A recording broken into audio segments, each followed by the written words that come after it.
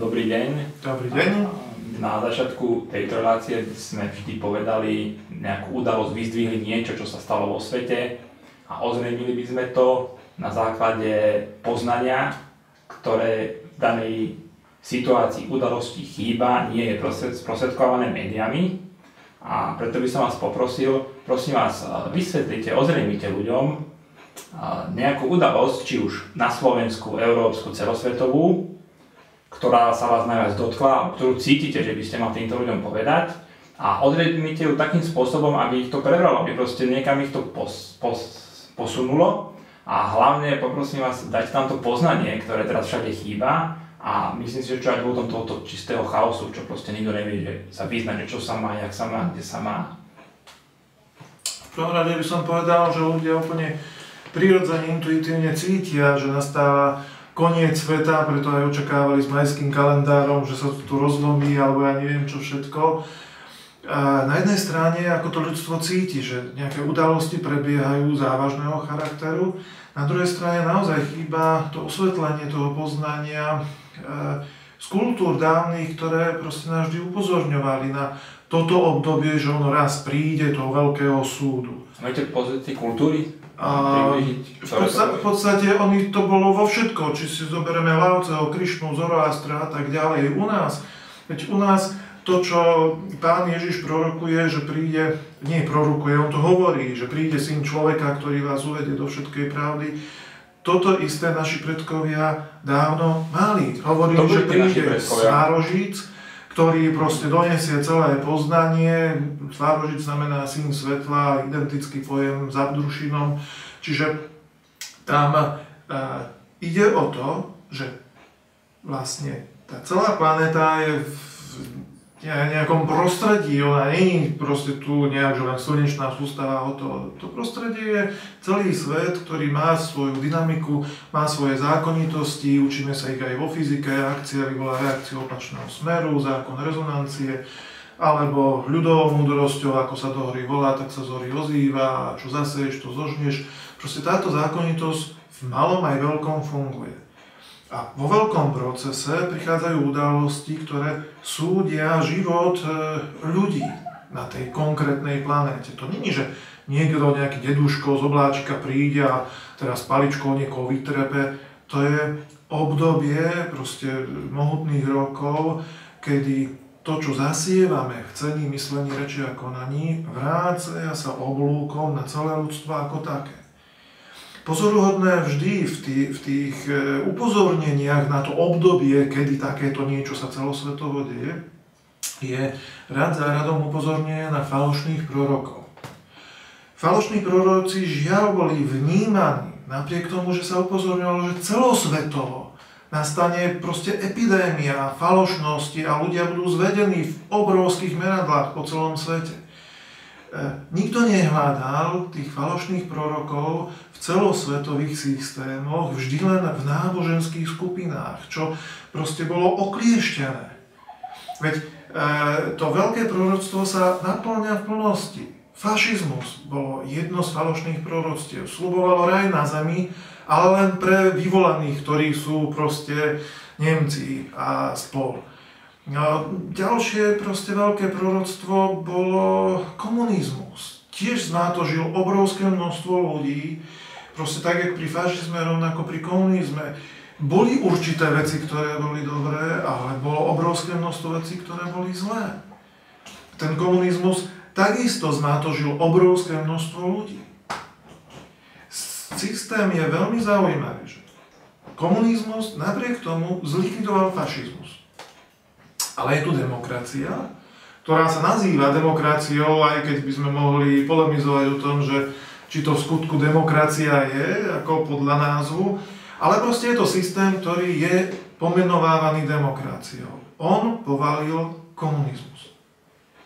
On je tiež falošným proroctvom, zviedol obrovské množstvo ľudí, masy ľudí.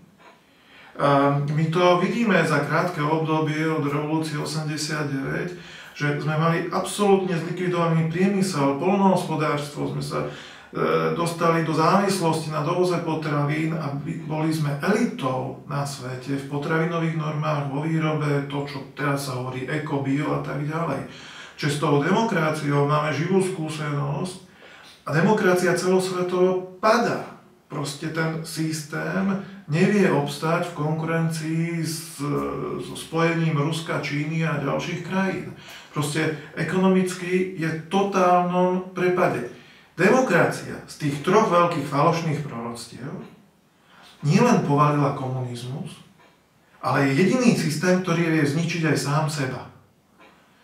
A teraz v tomto období je hovorené, že príde syn človeka, príde svarožíc, ako ponášal našich predkov, ktorý bude hovoriť, že ľudia, počúvajte, tu je zákon akcia, reakcia a proste podľa neho jednajte, lebo inak sa z toho nevymontáte, zasievajte to, čo chcete žať. Čo poľnohospodár chce zožať kukuricu, nezasieva bodliaky.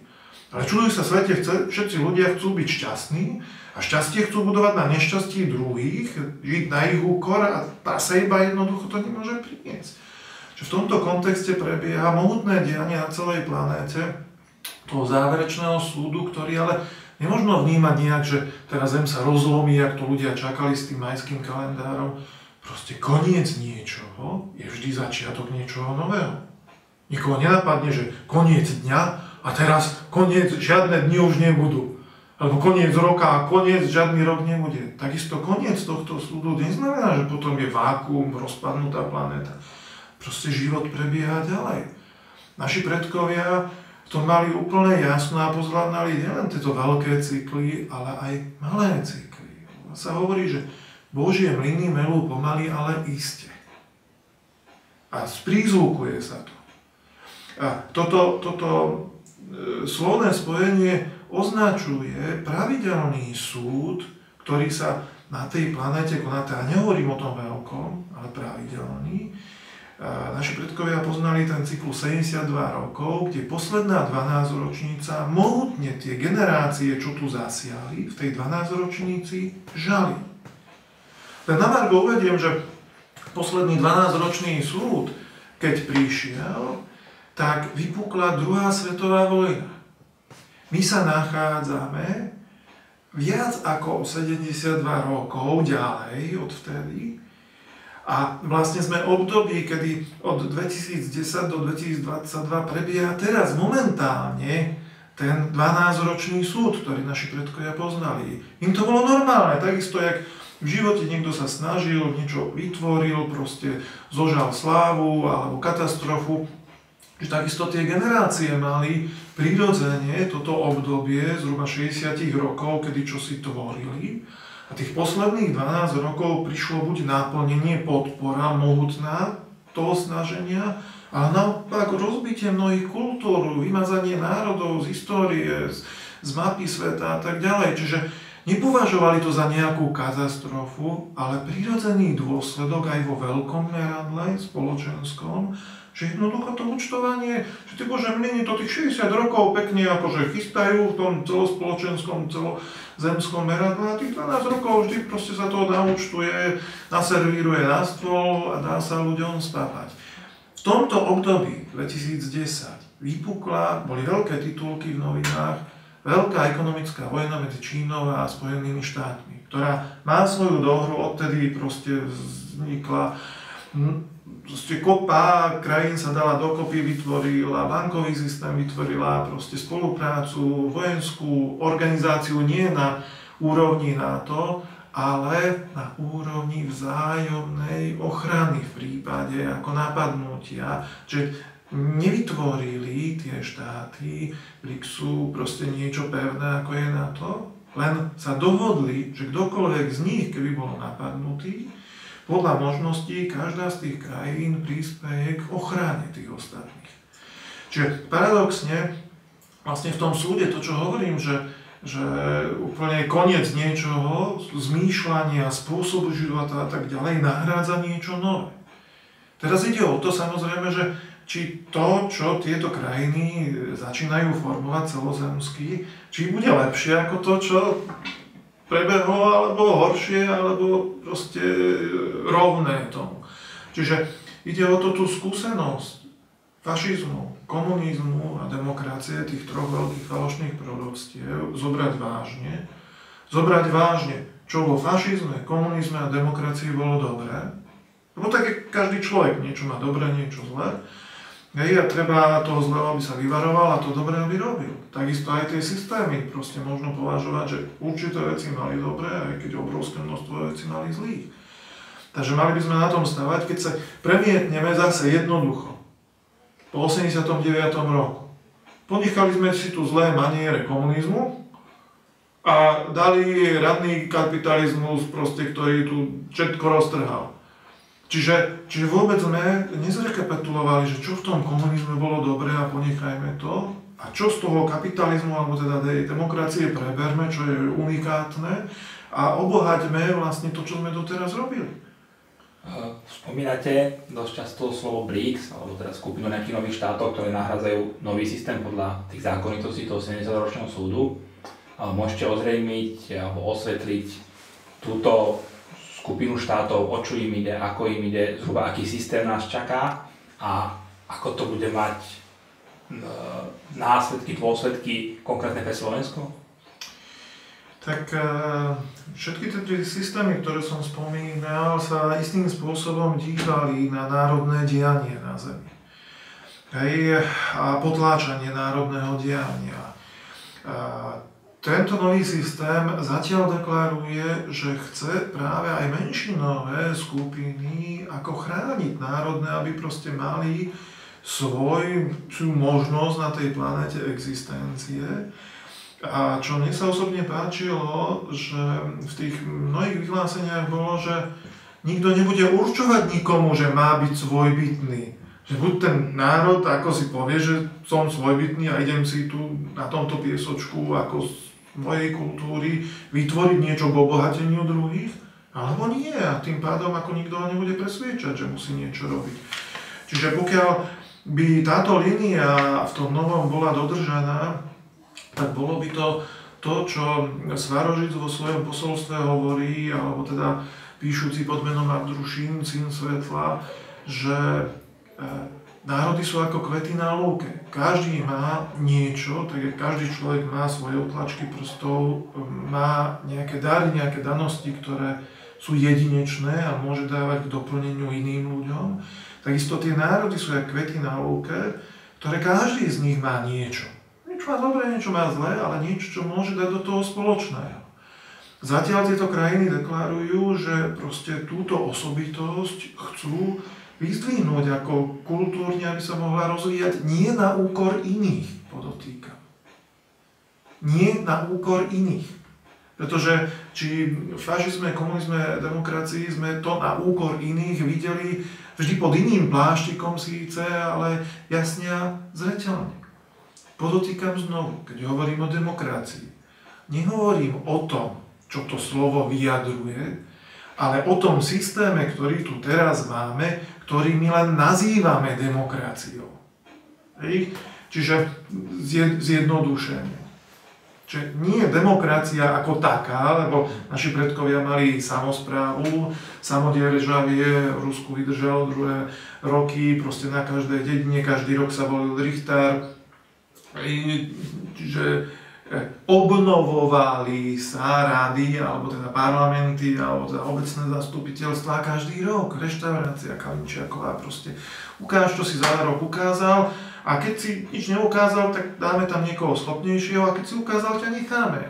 Každý rok sa to obnovovalo.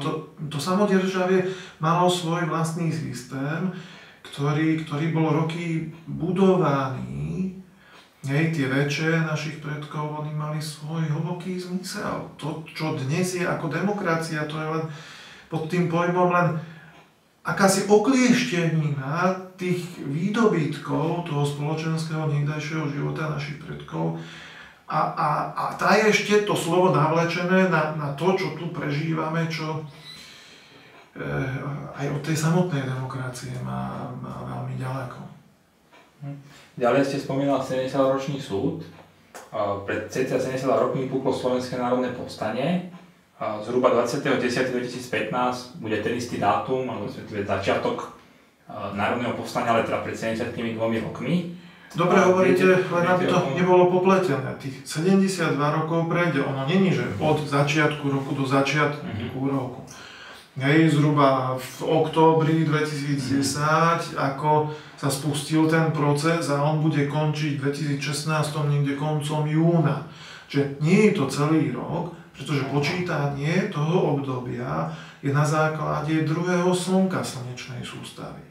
My máme dve telesa v slnečnej sústave, ktoré majú charakter slnka, aj keď neprebiehajú identické procesy. Jedno je samozrejme slniečko, ktoré vidíme, a druhé je planéta Jupitera. Naši predkovia jej hovoria v ženskom rode, pretože jej povaha je ženského druhu, ale je druhým slnkom slnečnej sústavy. Prebiehajú procesy, nie identické na slnku, ale jej zloženie je veľmi podobné. A čo je veľmi podstatné, z našich meraní fyzikálnych viac energie vyžaruje, než prijíma zo slnka. Čiže jednoducho povedané fyzikálne je zdrojom, aj keď elementárneho nejakého by sa dalo povedať žiarenia, ale to žiarenie postačuje na to, aby ovplyvňovalo mentálny spôsob života ako ľudí na Zemi. A keď vidíme ten pohyb planéty Jupitera v jednotlivých cykloch okolo Slniečka po vytváraní tých zhruba 72 rokov, tak vidíme, že identické pohyby v tom ľudstve stále znovu a znovu nastávajú a že tých posledných 12 rokov naozaj nahromadene prichádza k rozmnoženému žatiu, rozmnoženej žatve za tie sejby. To neznamená, že každá 12-ročnica musí byť svetová vojna. No žiaľ, ale keď naše sejby 60 rokov sú žiť na úkor niekoho iného, no, tak sa to vyvrbí týmto spôsobom.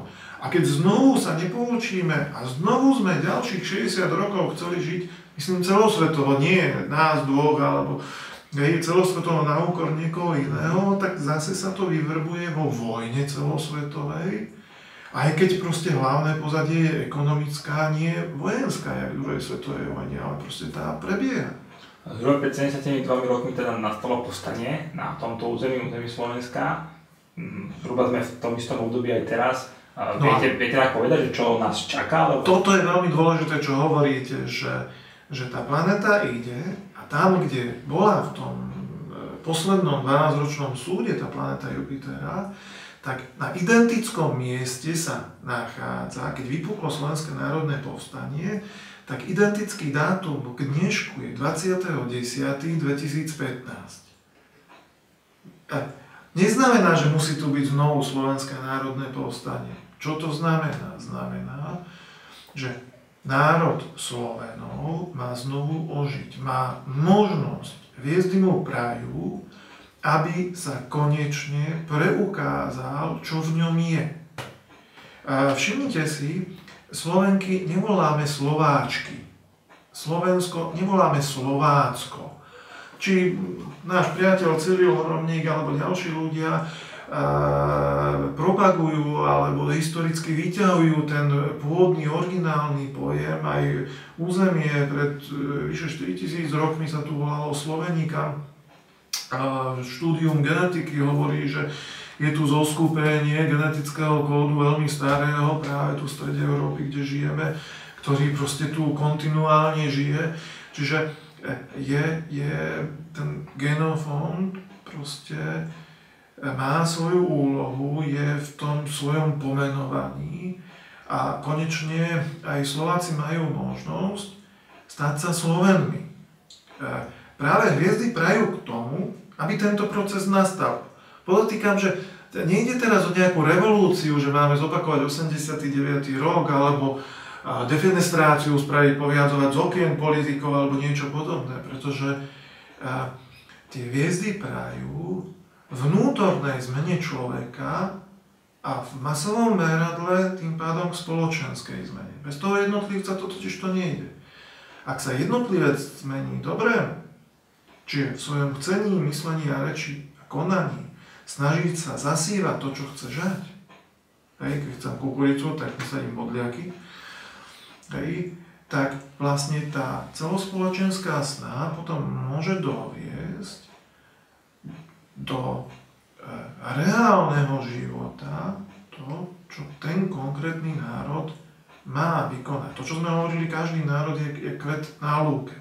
Každý má svoju osobitosť. Osobitosťou nášho národa je ukázať, že dá sa žiť podľa slova. Je samozrejme, že tu je na mysli slovo všemohúceho, najvyššieho, alebo toho čohosi, čo dalo vzniknúť celému stvoreniu. Nech každý si to nazve ako chce. Ale nie je to otázka náboženská, konkrétneho náboženstva. Je to otázka, ktorú sa učíme aj o fyzike. Akcia vyvolá reakciu opačného smeru, ktorá funguje aj v spoločenskom živote. Každá myšlienka je prúd energie, má svoj vektor, smer a má svoju energiu. Sú ľudia, ktorí sú v totálne ťažkých depresiách, pretože veľmi netvorivé myšlienky dokola točia a vytvoria z nich obrovskú energiu a tá energia spätne ich ovplyvňuje. To sú merateľné veličiny, to nie je, že teraz nejaké fluidum niekto vyžaruje, ktoré sa nedá fyzikálne odmerať. Čiže tu ide o to v tom procese, keď sa vrátim k tomu národu, aby ten národ ukázal, že aj na malom kúsku zeme vedomým použitím Božích zákonov, ktoré sme sa aj na fyzike učili, dá sa vybudovať príklad, ako by si aj ostatné národy na zemi mohli vybudovať svoje spoločenstvo. U nás prehrbelo z východu na západ, zo západu na východ, zo severu na juh, z juhu na sever, teraz niekde šikmo to ide, z toho juhovýchodu na severozápad, zase tá migračná vlna. Čiže cez nás veľakrát už prešlo mnoho takýchto vln a naše ženy, nie manželky, ale vtedajšie ženy, asi milovali akorát za radom všetkých tých nájazdníkov. Čiže ten genofond proste nejakým spôsobom to ovplyvnilo k oživeniu, ale sa nestratil. On asi miloval ostatných. To je vidieť aj v tom genetickom výskume, že proste obrovská časť toho genofondu je stále v Maďarsku, obrovská časť na Morave, v Čechách, v Rakúsku a tak ďalej. Napriek tomu, že sú tam už iné kultúry, inými jazykmi sa tam hovorí, ten genofond proste zostáva. Čiže nie tie prichádzajúce vytlačili ten genofond, ale on pochotil. V častiach, aj keď zostáva iná kultúra. Toto je to čosi, čo aj istým spôsobom je geneticky merateľné, lenže tá genetika nevysvetľuje, čo má na starosti ten genofond. To vysvetľuje názov toho genofondu, ktorý proste je u Slovenska Slovensko, u Sloveniek Slovenky a u Slovákov má nastať Slovení a je k tomu vhodné obdobie a znovu podotýkam. Jedine vývoj dosahuje proste stupne za stupňom pevné. Revolúcia nie je vývoj. Vývoj je evolúcia.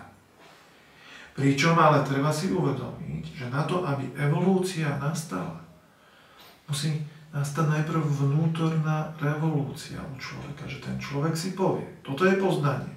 Akcia vyvolá reakciu opačného smeru. Chcem brať, je mi zobrané, chcem dávať, je mi dané.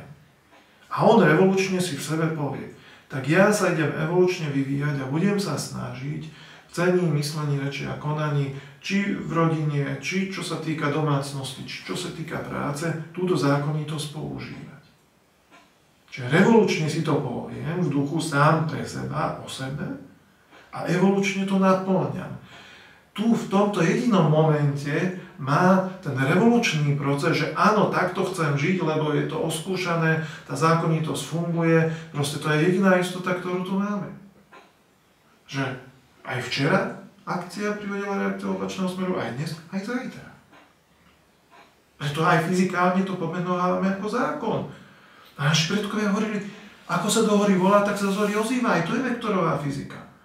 Pán Ježiš hovoril, robte druhým to, čo chcete, aby druhý vám robili. Aj to je vektorová fyzika. A jeho môžeme nazvať súčasne aj fyzikom. Pretože hovoril o vektoroch síl. Akurát, že ich vysvetľoval v spoločenskom dianí, nie v elementárnej hmote. Takže tu tá úloha z môjho pohľadu je jednoznačná. Hviezdy prajú tomu, aby tu nastalo znovu proste určité obrodenie, povstanie, nie identické so slovenským národným povstaním, ale povýšené vlastne v tom duchovnom zmysle, aby ten národ konečne začal doplňať ostatných. Slováci sú veľmi zaujímaví. Sú jeden z mála národov na svete, ktorý vie ešte slúžiť. Problém je, že tu šijú vždy ohne nejakému moci pánovi, či raz pravičiarovi, lavičiarovi, fašistovi, komunistovi, demokratovi, ale vždy robí. Ide do zahraničia, zase robí. Či na Nemca, či na Angličana, či na Rakúšana. Slúži. Problém je, že konečne s touto danosťou slúžiť, aby si nevyberal zlaté tela, ale aby si vybral toho najvyššieho pána, ktorému nemusí žiadne poklonky robiť ani nič podobné, stačí, že žije podľa tej zákonitosti a snaží sa ju aplikovať v tom spoločenskom živote. A to nie je nič nové, pretože to tí naši predkovia minimálne 4000 rokov zápisov robili, dá sa z toho poučiť.